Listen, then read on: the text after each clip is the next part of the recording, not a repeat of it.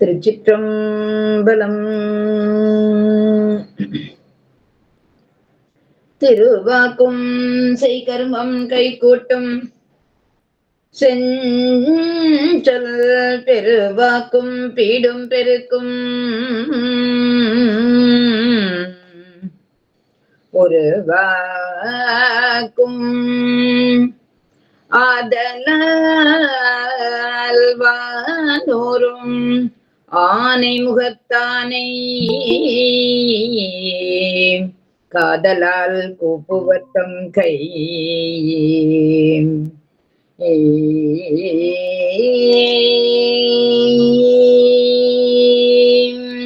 சக்தியாய் சிவமாகி தனிப்பரமுக்தியான முதலை துதி செய்ய சுத்தியாகிய சொல்பொருள் நல்குவ சித்தியானை தன் செய்ய பொற்பாதமே உணர்த்தில் உணர்வேன் உணர்த்தாயில் நாயேன் கணத்தும் உணரும் வகை காணேன் உணர்த்தி என்னுள் போண்ட மலம் மாயை கண்மம் போக்கேன் சிவானந்தத்து ஆண்டு அருள்வையே சொக்கநாதம்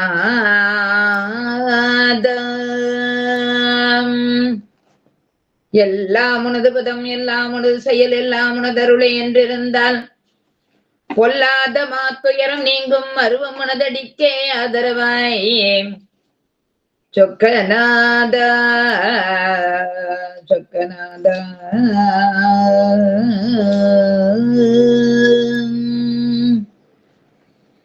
திருச்சிற்றம்பலம்.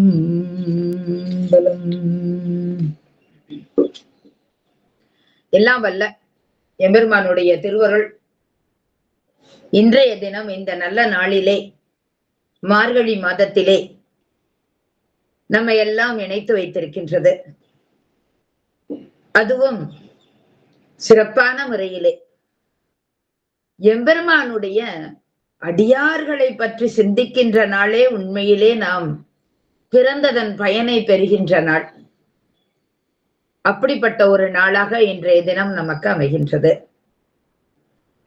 ஊனடைந்த உடம்பின் பிறவியே தானடைந்த உறுதியை சாருமார். ஆக நாம் இந்த பிறவி எடுத்ததனுடைய பயன் உறுதி பெறுவது என்பது சேக்கிழார் பெருமான் கூறியது போல இந்த அடியார் பெருமக்களை சிந்தித்தலே நம்முடைய உயிருக்கு உறுதி பயக்கும். உடம்புக்கு உறுதி பத்தி நல்லா தெரியும் நமக்கு, ஆனால் உயிருக்கு உறுதி அது இந்த அடியார்களை சிந்திக்கின்ற தன்மையில்தான் என்பது சேக்கிழார் வாக்கு. ஆக அந்த வகையிலே அடியார் பெருமக்களை பற்றிய சிந்தனை இன்றைய தினம் நமக்கு அருமையாக மார்கழி சுவாதி நாளிலே மானக்கஞ்சார நாயனாரை பற்றிய சிந்தனை. இந்த அடியார்கள் எல்லாம் எப்படி அவர்களை நாம் இந்த அளவிற்கு பெருமையோடு வணங்கி அவர்கள் திருத்தாளிலே நிற்கிறோம் என்றால் அவர்கள் செயற்கரிய செயலை செய்தவர்கள். சாதாரண மானுடர்கள் அல்ல, நம்மை போல செயற்கரிய செய்கலாதவர்கள் அல்ல. அவர்களுடைய செய்கைகள் எல்லாம் திருவருள் செயல்கள். அந்த திருவருள் அங்கே செய்கின்ற அந்த செயலிலே இவர்கள் பின் நிற்கிறார்கள். எப்பவுமே செயலுக்கு திருவருளுக்கு பின் நிற்க வேண்டும். அந்த திருவருளினுடைய துணை அவர்களுக்கு முழுமையுமாக இருக்கின்றது. எல்லோருக்கும் திருவருளின் துணை முழுமையுமா இருக்கும். நாம் அவற்றை பற்றி கொள்ளவில்லை, அவர்கள் எல்லாம் பற்றி கொண்டு நின்றவர்கள். ஆக முழுமையுமாக திருவருளை பற்றி நின்று திருவருளின் பின் நின்ற அவர்களுடைய செயல்கள் எல்லாம் நமக்கு வழிகாட்டிகளாக இருக்கின்றன. அப்படிப்பட்ட வரிசையிலே மானக்கஞ்சார நாயனாரினுடைய வரலாற்றிலே சில கருத்துக்களை இன்றைக்கு நாம சிந்திக்கின்றோம். சுந்தரமூர்த்தி சுவாமிகள் சொல்லுகிற பொழுது மலைமலிந்த தோள் வள்ளல், மலை மலிந்த தோள் வள்ளல் என்று காட்டுவர். இந்த தோளினுடைய சிறப்பு படைக்கலத்திலே மட்டும் இல்லை, அவர்கள் அடியார்களுக்கு எவ்வளவு பணி செய்கிறார்களோ அதன் வழியிலும் அந்த தோளின் சிறப்பு உண்டு.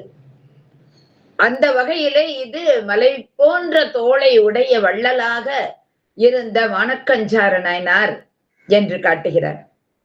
ஒரு பக்கம் வேளாண்குடியிலே இருந்து அங்கே மன்னருக்கு சேனையிலே நின்று உதவுகின்ற வகையிலே தோள் வள்ளலாக அவர் இருந்தார் என்று காட்டப்பட்டாலும், பணிவுடைய வடிவுடையராய் பணியினுடன் பனிமதியின் அணியுடைய சடைமுடியார்க்கு ஆளாகும் பதம் பெற்ற தனிவில் பெரும் பேருடையார்.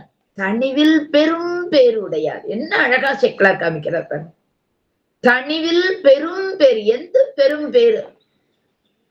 தம் பெருமான் கடல் சார்ந்த துணிவுடைய தொண்டர்க்கே ஏவல் செய் தொழில் பூண்டார். ஆக எம்பெருமான் அவருக்கு அமைத்த தொழில் என்ன தொழிலாக இருக்கிறது என்று பார்த்தோமானால் ரொம்ப அருமையாக செக்கிழார் காட்டுகின்றார். தம் பெருமான் கடல் சேர்ந்த துணிவுடைய தொண்டர்க்கே ஏவல் செய்கின்ற தொழில் பூண்டார். ஆக நம்மெல்லாம் பல தொழில்கள் வைத்திருப்போம் இல்லையா? ஒரு தொழில் தானா, பல தொழில்கள் இருக்கும். அதுல ஒரு தொழில் முதன்மை தொழில், மத்ததெல்லாம் பக்கத்துல உள்ள தொழில்களாக இருக்கும். அப்படி நமக்கு எந்த தொழில் முதன்மையா இருக்குது அப்படின்னு சிறிது கொஞ்சம் யோசித்து பார்த்தோம்னா எதையோ முன்னாடி வச்சிருப்போம். மற்ற தொழில்கள் வரிசையில தான் எம்பெருமானை வணங்குவது கூட இருக்கும். ஆனா இந்த அருளாளர்களினுடைய தன்மை எப்படிப்பட்டது? இதுதான் முதன்மை தொழில். துணிவுடைய தொண்டர்க்கே ஏவல் செய்யும் தொழில் பூண்டார் என்று காட்டுகின்ற இந்த இடத்துல நமக்கு செக்கிழார் அப்படி நிறுத்தி காட்டுகின்றார். ஆக ஏவல் தொண்டர்க்கு ஏவல் செய்கின்ற இந்த தொழில் பூண்டு நிற்கின்றார். அப்ப இதுதான் அவர்கள் செயற்கரிய செய்வர் பெரியர் என்பதனுடைய கருத்து. அப்ப சிவனடியார் ஆதலே பெரும் பேரு. அப்ப சிவனடியார் ஆதலே பெரும் பேரு. அப்ப தனிவில் பெரும் பேருடையார் என்ற வார்த்தையே நமக்கு அதை காட்டுகிறது. அப்ப மானக்கஞ்சார் நாயனாருடைய புராணத்துல சேக்கிழார் இந்த வார்த்தையை முதன்மையாக வைக்கின்றார். தனிவில் பெரும் பேருடையார்.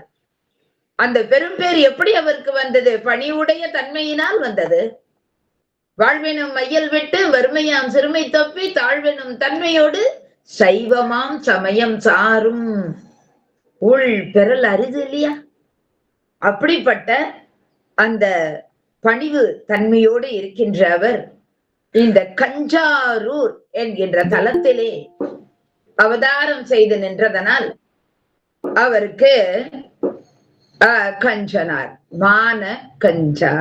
மானக்கஞ்சனார் அப்படிங்கிற கஞ்சாரனார் அப்படிங்கிற பெயர் அங்கே அமைகிறது.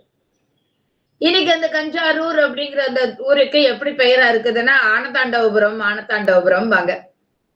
அது கூட என்னன்னா ஆனந்த தாண்டவபுரம், அது மருவி போய் ஆனதாண்டபுரம்னு ஆயிருக்கு. மயிலாடுதுறைக்கு பக்கத்துல இருக்கிற ஒரு ஊர் தான் அது. அந்த ஊரினுடைய சிறப்பு எப்படிப்பட்டது அப்படின்னு சொன்ன, எப்படி அந்த பேர் வந்தது? கஞ்சாரூர் அப்படின்னு பேர் எப்படி வந்தது அப்படின்னா, கருப்பஞ்சாறு. அப்படி வயல்களிலே எல்லாம் அங்க அந்த சாதி நெற்கதிர்கள் எல்லாம் எதுல வளர்ந்திருக்கின்றன அப்படின்னா கருப்பஞ்சாறு பாய்ந்து அதிலே வளர்ந்திருக்கின்றன. எப்படியெல்லாம் காமிக்கிறார் பாருங்க. அவ்வளவு ஒரு சிறப்புடைய ஒரு தலமாக அது இருக்கிறது. செழுமை, அந்த செங்கழுநீர் மலர் அங்க கரையில இருக்கும். அப்படியே அந்த கதிர்கள், அந்த நெற்கதிர்கள் எல்லாம் தலை சாய்ந்து வணங்கி அந்த செங்கழுநீர் மலர்களை வணங்கி நிற்கின்றனவா. அப்படி மண் வளம் நிறைந்த வயல்கள் சூழ்ந்த பதியாக இருப்பது. அரசர்களுடைய சேனாதிபதியாம் செப்பரும் குடி விளங்க அவரும் அவருடைய குடித்தொழில் அமைந்திருக்கிறது. ஆக இப்படி மெய்ப்பொருளை அறிந்து உணர்ந்தவராக விழுமிய வேளாண்குடி வைப்பனைய மேன்மையினார் அப்படிங்கிறார்.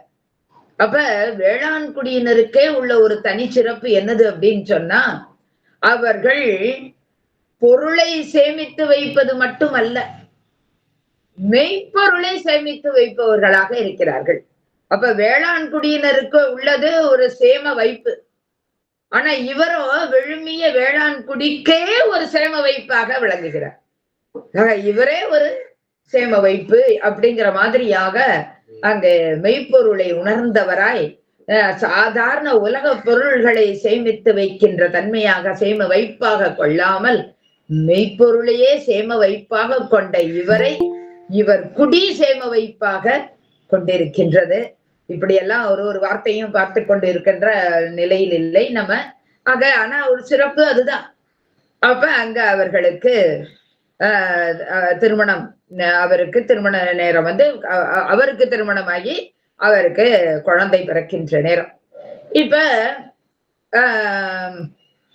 மணக்காந்தன் அப்படிங்கிற ஒரு பெயர் உண்டு அப்படிங்கிறதும் ஒரு பக்கமாக அந்த ஊர்ல சொல்லப்படுகின்ற ஒன்று. மனைவியினுடைய பெயர் கல்யாண சுந்தரி அப்படின்னு சொல்லப்படுவது உண்டு. இதெல்லாம் ஒரு பக்கம் இருந்தாலும் சேக்கிழார் பெருமான் அதை கொடுக்கல. ஒரு சில இடங்களிலே சேக்கிழார் பெருமான் இந்த வார்த்தைகளை கொடுத்திருப்பார், பேரெல்லாம் சொல்லியிருப்பார். இப்ப மாதினியார் அப்படின்னு நமக்கு சடையனார், மாதினியார் இதெல்லாம் நம்ம பாக்குறோம். இப்படி எல்லாம் கேள்விப்பட்டு இருக்கின்றோம். இதெல்லாம் ஆனால் இங்க நம்ம சண்டீஸ்வரர் பிறக்கின்ற பொழுது அவருடைய தாயை பற்றி சொல்லுகிற பொழுது பவித்திரை அப்படிங்கிற அந்த பெயர்லாம் சொல்லி இருக்கின்றார். ஆனா இங்கே மானக்கஞ்சார நாயனாருக்கு அவருடைய பெற்றோரினுடைய பெயர் இங்கே சொல்லப்படவில்லை. சேக்கிழார் பெருமான் அந்த பெயரை சொல்லல. ஆனாலும் இப்போ அங்க வழக்கிலே இருக்கின்ற வகையிலே அது கல்யாண சுந்தரி என்று காட்டியிருக்கிறார்கள். அந்த தம்பதியினருக்கு மானக்கஞ்சார நாயனாருக்கும் அவருடைய மனைவியாருக்கும் அங்கே அந்த பெருங்கற்பின் மழைக்கு உதவும் பெருங்கற்பின் மனைக்கிடத்தேங்கிறார். அப்படிப்பட்ட ஒரு பெருமையுடையவர். இந்த பிறவி கொடும் சொல் பிழைக்கு நெறி தமக்கு உதவ. எப்பவுமே குழந்தைகள் வந்தால்தான் அந்த நமக்கு வந்து சிறப்பு, அந்த பெற்றோருக்கு தம்பதியினருக்கு சிறப்பு. அது என்ன வகையில சிறப்பு? அப்பதான் அவர்களுக்கு அங்கே முக்தி அப்படிங்கிறதே அமையுமா. பிழைக்கும் நெறி எப்படி வரும்? அந்த பெண் குழந்தை வந்து பிறந்தால்தான் அந்த பெற்றோருக்கு பிழைக்கும் நெறி. இதை சேக்கிழார் சொல்றார். பிழைக்கும் நெறி தமக்கு உதவ பெண் கொடியை பெற்றெடுத்தார்.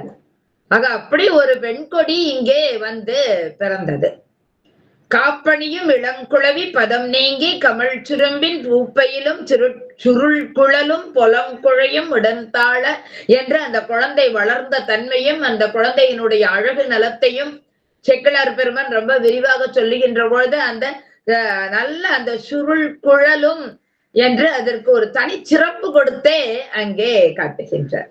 அப்ப நாளொரு மேனியும் பொழுதொரு வண்ணமாக வளர்கின்ற அந்த குழந்தைக்கு அவளுடைய அந்த குழந்தையினுடைய குழல் அந்த தலைமுடிக்கு இவ்வளவு ஒரு சிறப்பு கொடுத்திருக்கிறார்னா பின்னால் அந்த தலைமுடி அல்லவா அவருடைய பெற்றோருக்கு இத்தனை சிறப்பை தரப்போகிறது என்பதை வகையிலே.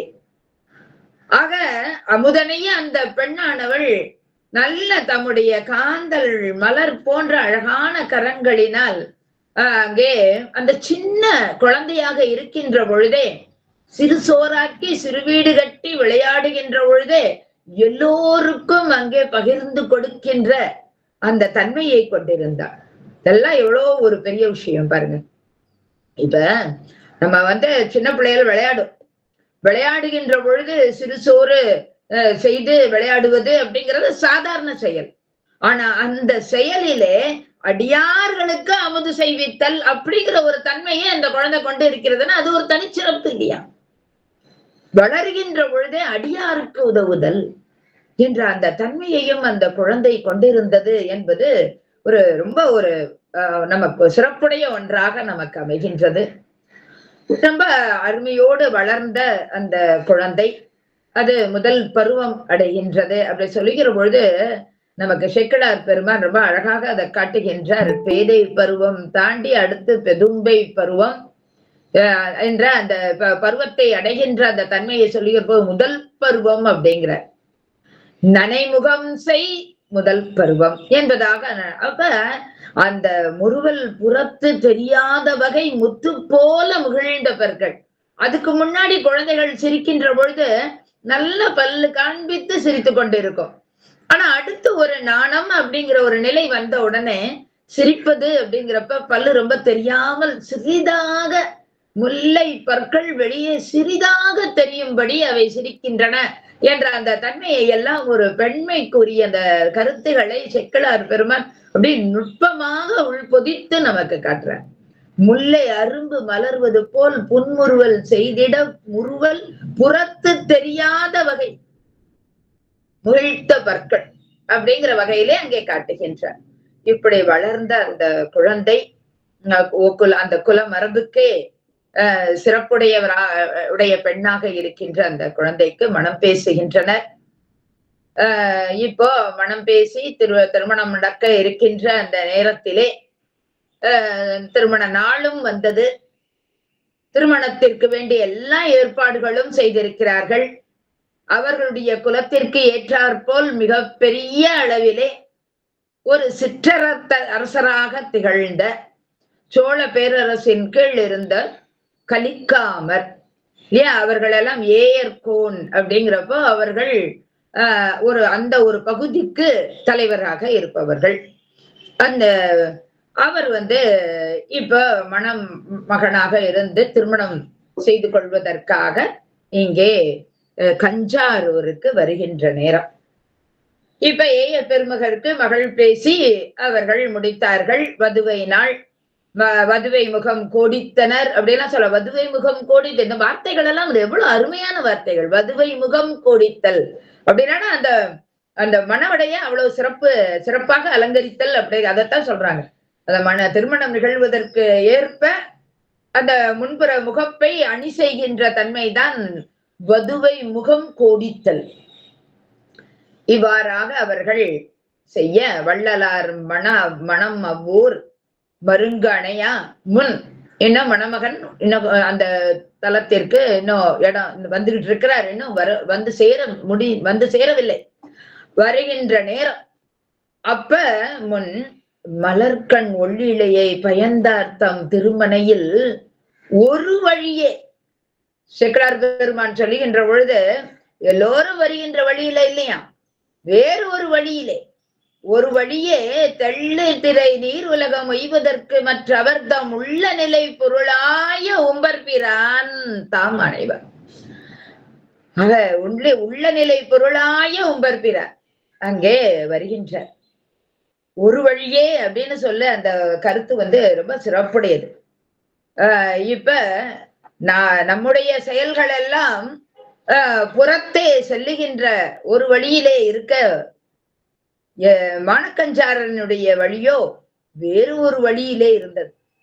அந்த வகையிலே அவருக்கு சிறப்பு செய்ய எம்பெருமானும் வேறு ஒரு வழியிலே அங்கே வருகின்றார். இதெல்லாம் அந்த நுட்பம். அங்கே அவர் வந்தவர் எப்படி இருந்தார்? மொண்ட நிறை நெற்றியின் மேல் மொண்டித்த திருமுடியில் நல்ல நெற்றி நிறைய திருநீர் அணிந்த கோலந்தான். அப்ப அந்த திருமுடியில் கொண்ட சிகை முச்சியின் கண் கோத்தணிந்த எற்பு மணி. ஆக எம்பெருமான் உடைய கோலம் இப்ப எப்படி இருக்குதுங்கிறத நம்ம பார்க்கிறோம். வந்து நின்றார். வந்தவரினுடைய கோலம் எப்படி இருந்தது என்றால், நல்ல நெற்றியிலே திருநீர் திரிகுண்டரமாக திருநீர் அணிந்திருந்தது மட்டுமல்ல, முண்டித்த திருமுடியிலே கொஞ்சம் முடி இருக்கு, கொண்ட சிகை உச்சி சிகை, அதுல கோத்து அணிந்த எற்பு மணி அலங்காரம் வேற அவருக்கு. அது எதை வைத்து? எலும்பு கொண்டு அலங்காரம். எற்பு மணி கொண்டு ஒருவன் உடல் அங்கம் வைத்த நாள் அது கடைந்த வெண்தரளம் எனக்கு அதின் மிசை அசையும் குண்டலமோ. நல்ல வெண்தரளம். கடைந்த போது வந்த பார்க்கடலை கடைந்த போது வந்த வெண்முத்து போல ஒரு அது குண்டலத்தையும் அங்கே அணிந்திருக்கின்றார். அவ் என்பின் ஒளிமணி கொத்தணிந்த திருத்தாழ்வடமாம் ஆக என்பு எலும்புகள் கோர்த்து அங்க ஒரு தாழ்வடத்தையும் அணிந்திருக்கிறார். பைவன் பேரற ஒழிய பாம்பெல்லாம் இல்ல, இப்ப அந்த பாம்பெல்லாம் கழட்டி வச்சாச்சு. தோளிலிடும் பட்டிகையும், இப்ப தோல்ல பாம்பு இல்ல, பட்டிகை தான் இருக்கிறது. மைவந்த நிறக்கேசவட போன நூலும் நல்ல கருமையாக, மைவந்த நிறம்னா கருமைன்னு அர்த்தம். மைவந்த நிற கேசவடம், கேசவடனா முடியினால் ஆன ஒரு வடம். கேசவட பூணூலும் இது ஒரு தனித்தன்மையோடு நமக்கு சேக்கிழார் காட்டுகிறார். மனச்செவ்வன்பர் பவம் மாற்றும் திருநீற்று பொக்கணமோ, கையில வேற ஒண்ணு வச்சிருக்கிறார். என்னது? திருநீற்று பொக்கணம் வைத்திருக்கிறார். பை, திருநீற்று பை. ஏன்னா வந்தவர் வணக்கஞ்சார நாயனாருக்கு பவமகற்று என்ற வகையில வர்றவர். அதனால அந்த திருநீற்று பொக்கணமும் அங்க இருக்கு கையில. ஒரு முன் கை தனிமணி கொத்தணிந்த ஒளிர் சூத்திரமும், இது தவிர அந்த மாவிருதி கோலத்துக்கே உரியதாக ஒரு சூத்திரம் வைத்திருக்கின்ற, அது மணி அந்த கோர்த்து வைத்திருக்கின்ற சூத்திரம். அருமறை நூல் கோவணத்தின் மிசை அசையும் திருவுடையும் இல்லையா, தன்னையே கோவணமா சத்தினன்கான் சாழலோங்கிற மாதிரி எம்பெருமானுடைய அந்த மறை வேதமே அங்கே கோவணமாக இருந்ததோடு இங்க அதுக்கு மேல ஒரு திரு உடையும் இருக்கின்றதா. கோவணத்தின் மிசை அசையும் திரு உடையும், அங்கே தோலால் ஆன ஒரு உடை. இருநிலத்தின் மிசை தோய்ந்த, இங்க மண்ணுல கால் வைத்து வந்திருக்கின்றார். இதுதான் இங்க தனி சிறப்பு. ஒரு சில இடங்களுக்கு அப்படி ஒரு சிறப்பு உண்டு. திருவாரூர் வீதிக்கெல்லாம் எவ்வளவு ஒரு சிறப்பு. அங்க நடந்தவர் இல்லையா, ஒரு முறைக்கு இருமுறை நடந்தவர். இந்த மதுரை மண்ணுக்கு அதை விட சிறப்பு. மண்ணை அங்க வெட்டி வெட்டி போட்டது மட்டுமா, தலையில தூக்கி சுமந்தவர். ஆக அந்த வீதிகளிலே எத்தனை முறை அங்கும் இங்கும் நடந்திருக்கின்றார். ஆக அப்படிப்பட்ட ஒரு ஊராக இருப்பது இந்த கஞ்சாரூரும். எம்பெருமான் இந்த அவனிதளத்திலே அவர் கால் பதித்திருக்கின்றார். அது ரொம்ப சிறப்பு இல்லையா. ஆக இங்கே இருநிலத்தின் மிசை தோய்ந்த எழுதறிய திருவடியும். அப்ப அந்த கஞ்சாரூருக்கு போகிற போது அங்க போய் அந்த ஆனதாண்டபுரம் தான், அங்க போனோம்னா அங்க போய் நின்னோம்னா, ஆகா இது எம்பெருமான் நிலம் தோய நடந்த இடம் அல்லவா என்றே நமக்கு அந்த இடம் எப்படி ஒரு பெருமிதத்தை தரும். அப்படிப்பட்ட ஒரு இடத்துக்கு நம்ம வந்திருக்கிறோம் அப்படின்னு தோணும் இல்லையா. அப்ப அந்த கஞ்சாரூர்ல இருக்கிறவங்களுக்கு எவ்வளவு மகிழ்ச்சியாக இருக்கும். ஆக அந்த இருநிலத்தின் மிசை தோய்ந்த எழுதறிய திருவடியும், இவ்வளவு மட்டும் இல்லாம திருவடியில் திரு பஞ்சமுத்திரையும் திகழ்ந்திலங்க. திருவடியிலே பஞ்சமுத்திரை இருக்கிறது. இதெல்லாம் தான் வித்தியாசம். நமக்கு திருவடியில எல்லாம் எந்த முத்திரையும் இடுவதான வழக்கம் எல்லாம் கிடையாது. ஆக எம்பெருமான் அங்கே மாவிரதி கோலத்திலே வருகின்ற பொழுது அந்த திருவடியிலே அங்க முத்திரை இருக்கின்றதா. காலில முத்திரை, திருவடியிலே முத்திரை. அது என்ன அந்த பஞ்சமுத்திரை அப்படின்னு பார்க்கின்ற பொழுது அது அது சில அடையாளங்களை பொறித்திருத்தல். அப்ப அந்த அடையாளங்கள் என்னென்ன அடையாளங்கள், அது நமக்கு பெரியவர்கள் கூறியிருக்கின்ற வகையிலே ஒரு சில அடையாளங்களை காட்டி இருக்கிறார்கள். தாமரை, சங்கு, மீன், சக்கரம், தண்டம் இவையான அந்த அடையாளங்களை அங்கே பொறித்திருப்பதைத்தான் பஞ்சமுத்திரை என்பதாக காட்டுகிறார்கள்.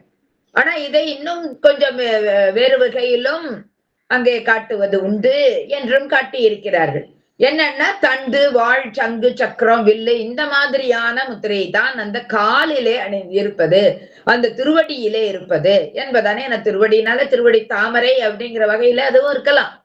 ஆனால் இங்கே இவர்கள் சொல்லுகிற பொழுது கருவிகள் போல அந்த போர்க்கருவிகள் போல அங்கே தண்டு, வாழ்ச்சி, சங்கு, சக்கரம், வில்லு இந்த மாதிரியான ஐங்கருவிகள் தான் இங்கே பஞ்ச முத்திரையாக இங்கே அங்கு திகழ்கின்றன என்று காட்டியிருக்கிறார். அது மட்டுமா, நல்ல திருநீர் அணிந்திருக்கின்றார். அப்ப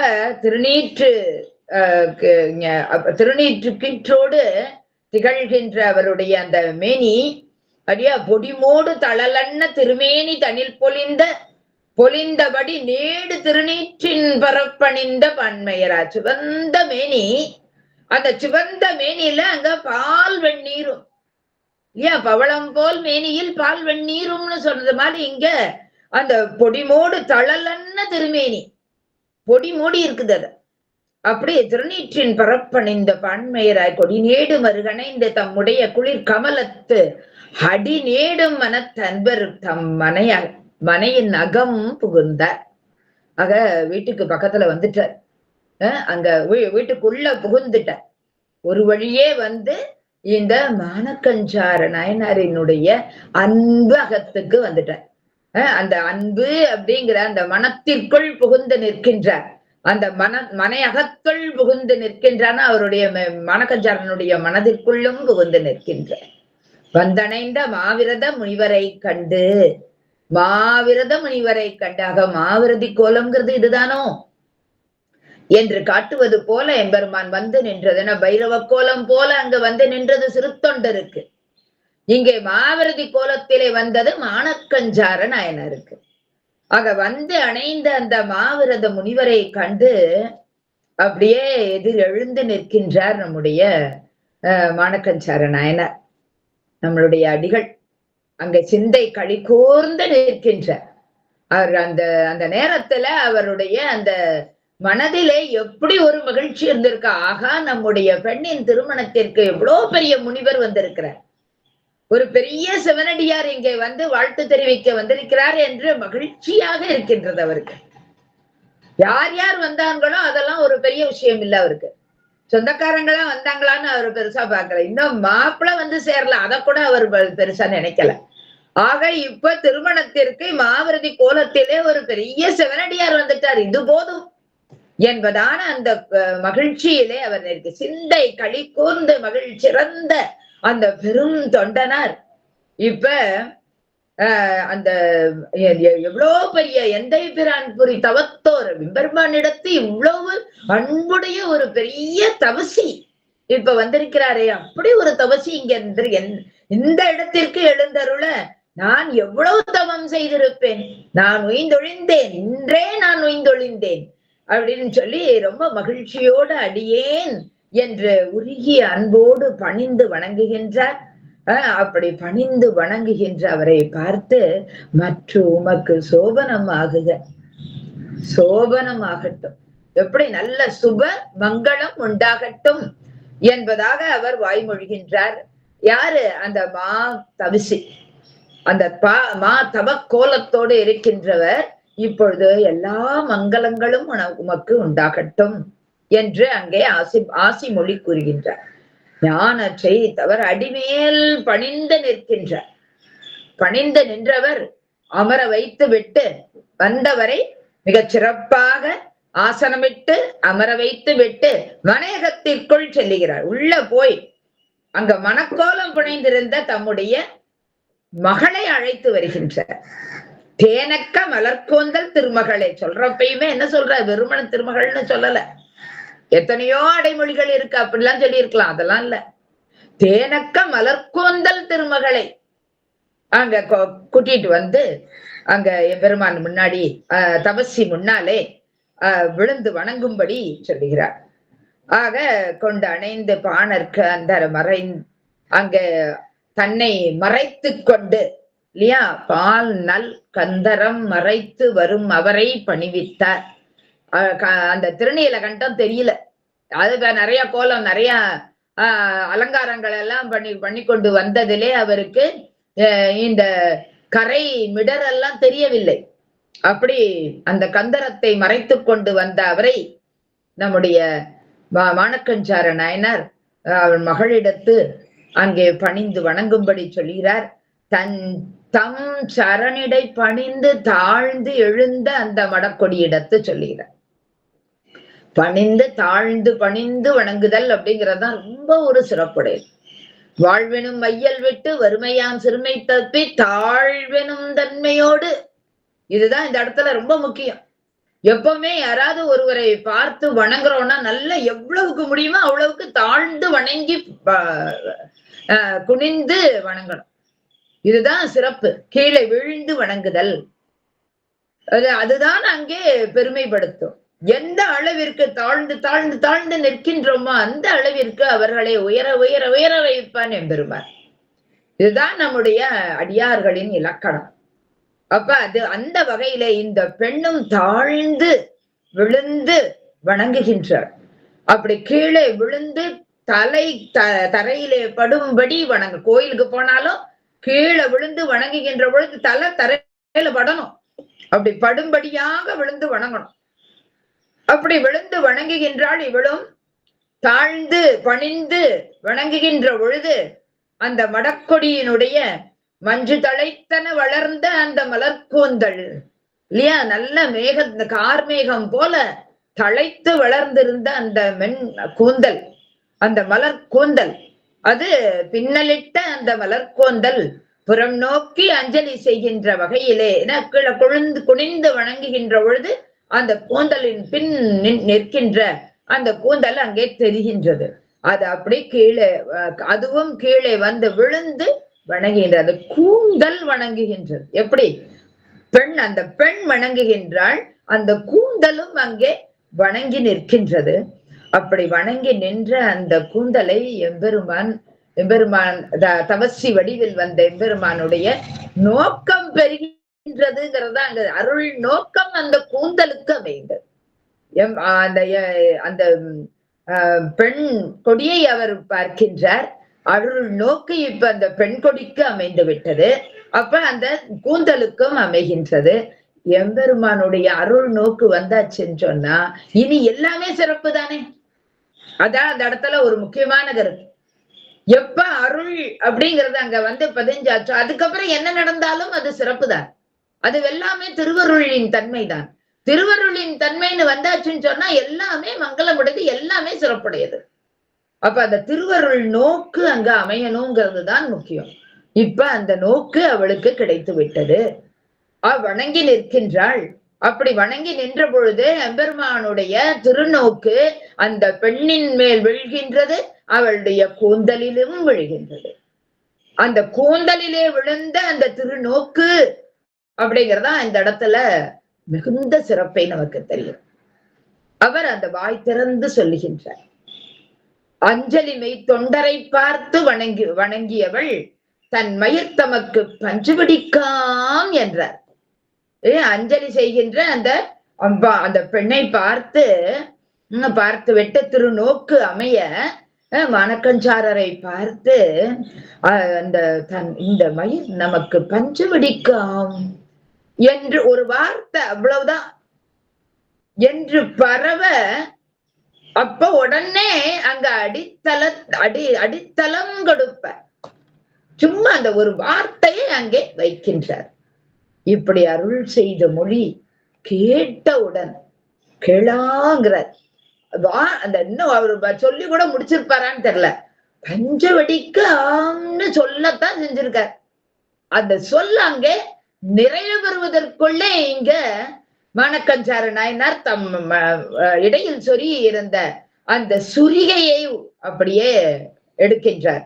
அடற்சுரிகை தன்னை உருவி பொருள் செய்தாம் என பெற்றேன், நான் இப்ப பெரும் பொருள் செய்தேன், நான் பெரும் பேறு பெற்றேன், மெய்ப்பொருளை உணர்ந்தேன் என்ற வகையிலே எனக் கொண்டு பூங்கொடி தன் இருள் செய்த கருங்கூந்தல் அடியில் இருந்து, அடியோடு அங்கே இருந்து எதிர் நின்ற அந்த பிறப்பறுப்பாரிடத்தும் பிறப்பறுப்பார் மலர்கலத்திடத்து நீட்டார் இல்லையா.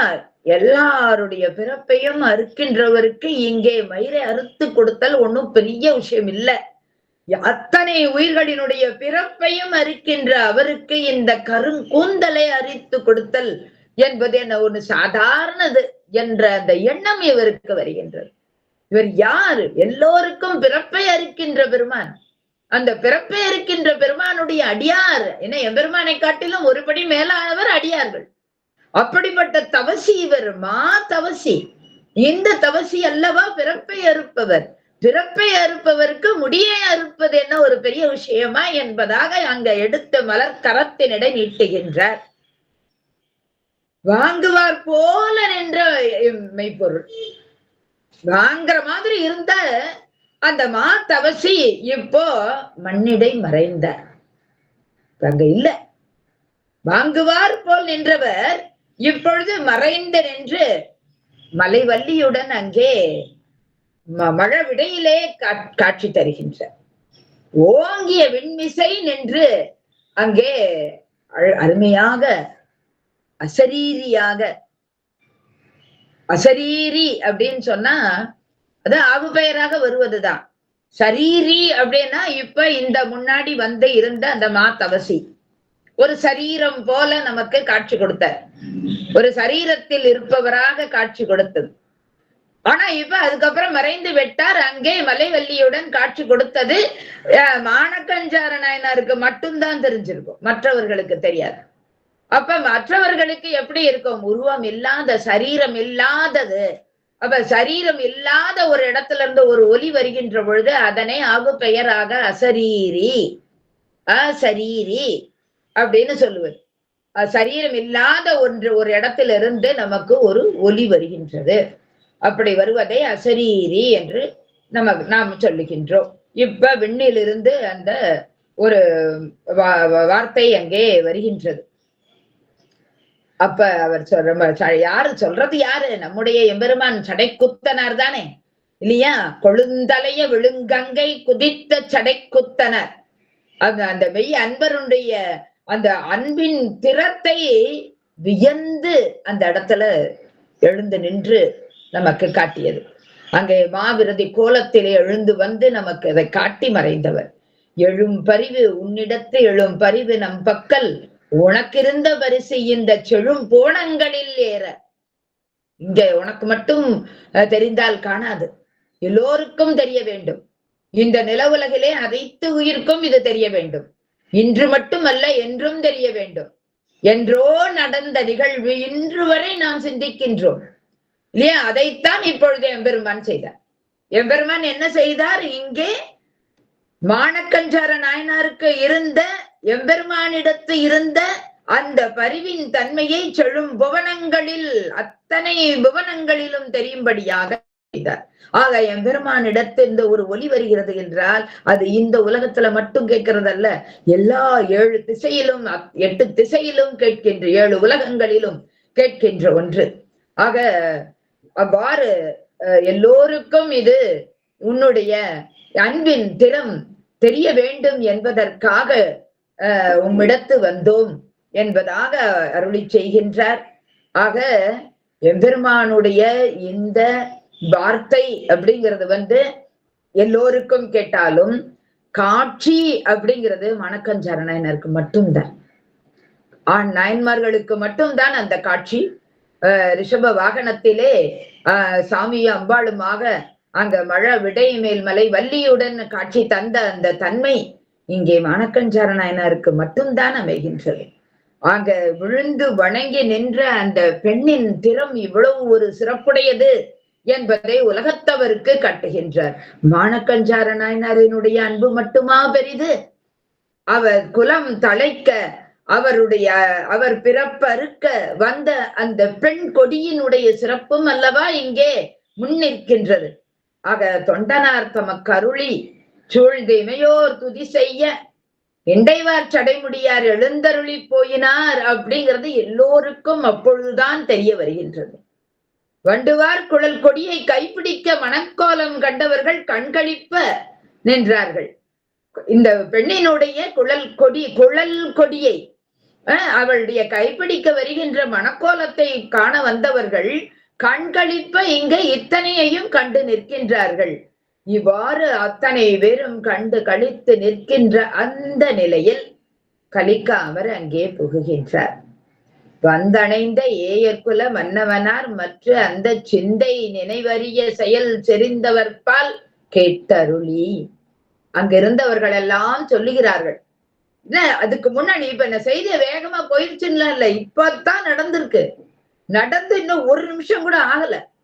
அப்ப அதுக்குள்ள இங்க செய்தி போறதுக்கெல்லாம் இல்ல, வந்துட்டார் அவர்.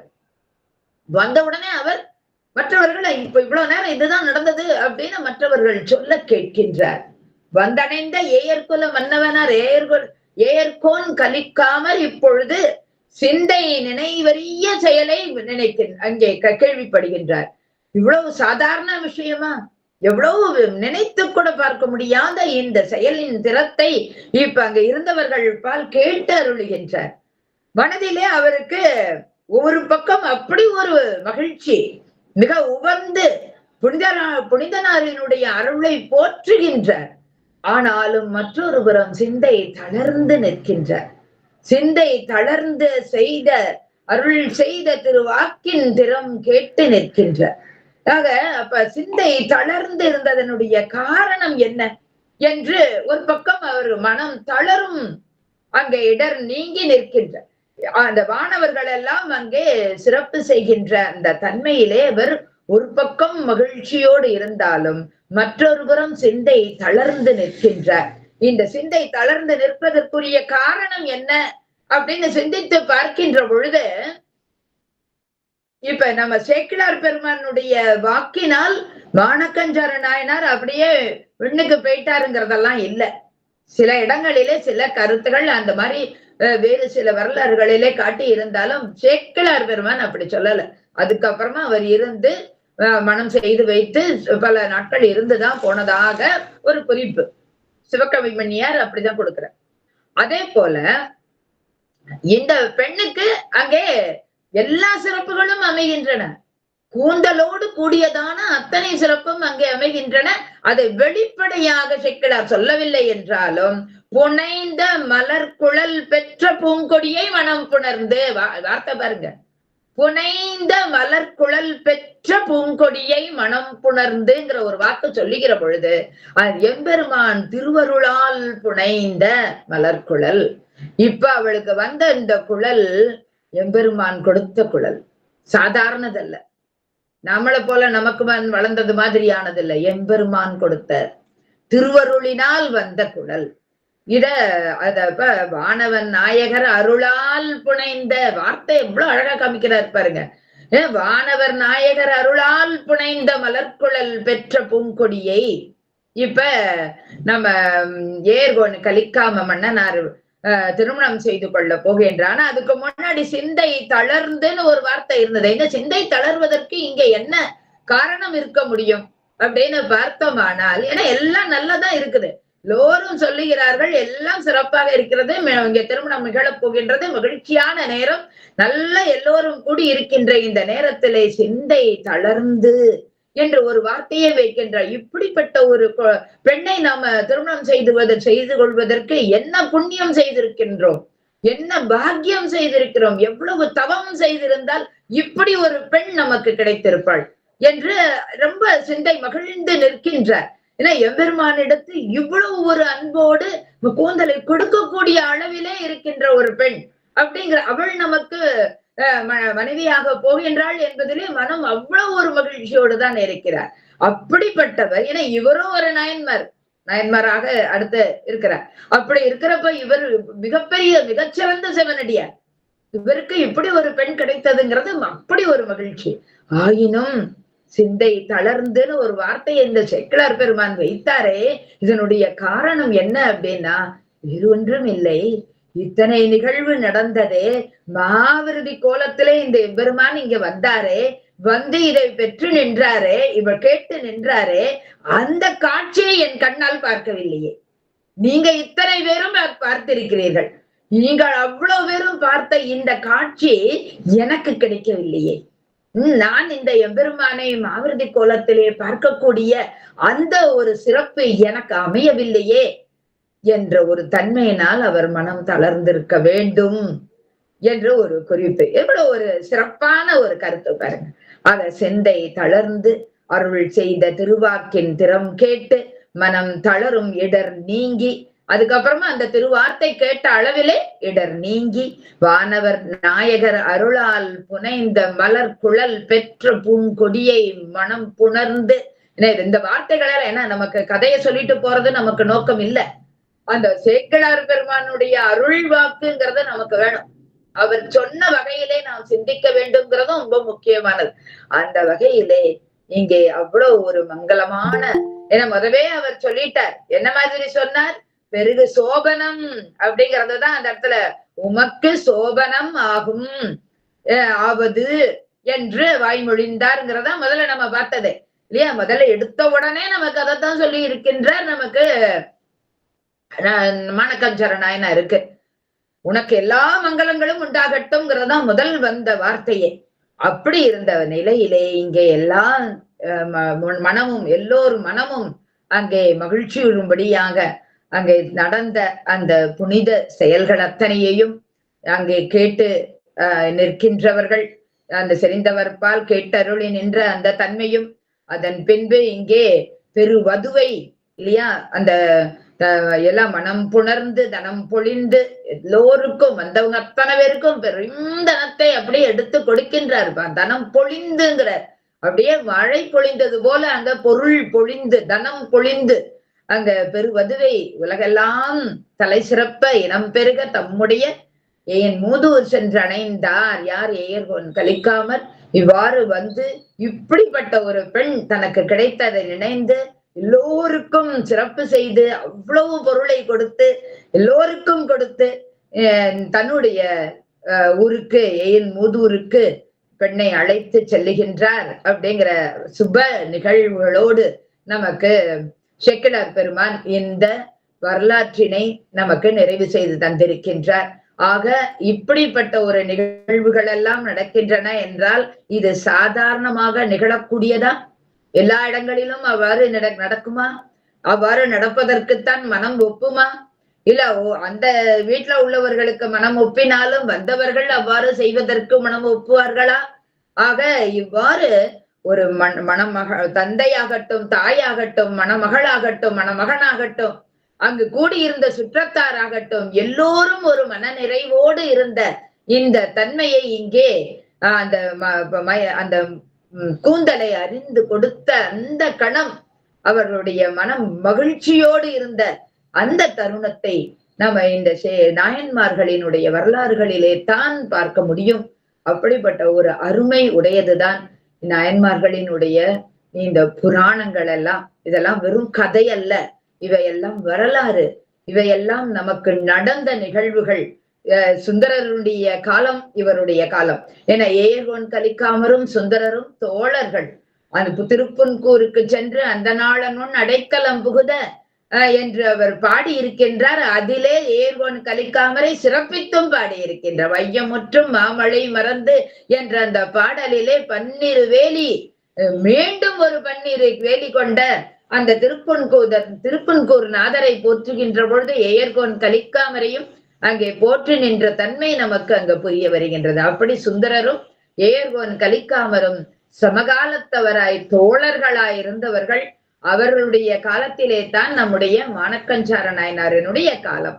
ஆக சுந்தரரினுடைய காலத்திலே வாழ்ந்த மாணக்கஞ்சார நாயனாரினுடைய பெருமை இன்று வரை, இந்த கணம் வரை, நாம் இன்னும் இருக்கின்ற காலம் வரை இந்த உலகம் உள்ள அளவும் அவருடைய பெருமையும் இருக்கும், அவருடைய புராணமும் இருக்கும், சிறப்பும் இருக்கும், அவர் சந்த கூந்தலும் இருக்கும், அவருடைய பெண்ணின் சிறப்பும் இருக்கும். அதுதான் இங்கே ஒரு பெண்ணை பெற்றால் எவ்வளவு ஒரு சிறப்பு. இதை இந்த இடத்துல நமக்கு அவ்வளவு அழகாக உணர்த்தி விட்டார். ஆண் பெற்றால் தான் சிறப்பு இல்ல, பெண் பெற்றால் அவ்வளவு ஒரு பெண் கொடியை பெற்றதனால் அவர் பிறப்பறுத்து நின்றார் அப்படிங்கிறதான் அங்க காட்டியிருக்கின்றார். ஆக ஒரு மகள் கூந்தல் தன்னை வதுவை நாள் ஒருவருக்கு ஏந்த பெருமை. அந்த பெருமை யாருக்கு இந்த பெருமை இருக்கும்? இப்படிப்பட்ட ஒரு பெருமை யாருக்கு வரும்? அந்த பெருமையார் தன்மை போற்றும் பெருமை என்ன அளவிற்றாமே என்று சேக்கிழார் பெருமான் கூறுகிறார் என்றால் நம்மளவிற்றாமே. இதை சிந்திப்பதற்கு கூட நமக்கு தகுதி உண்டா? இதனை பற்றி சொல்லுவதற்கு என்ன தகுதி இருக்கின்றது? எம்பெருமானுடைய அருளாளர்கள் அடியார்கள் அவர்களினுடைய அந்த பெருமையை எல்லாம் யாரே அளக்க வல்லார்?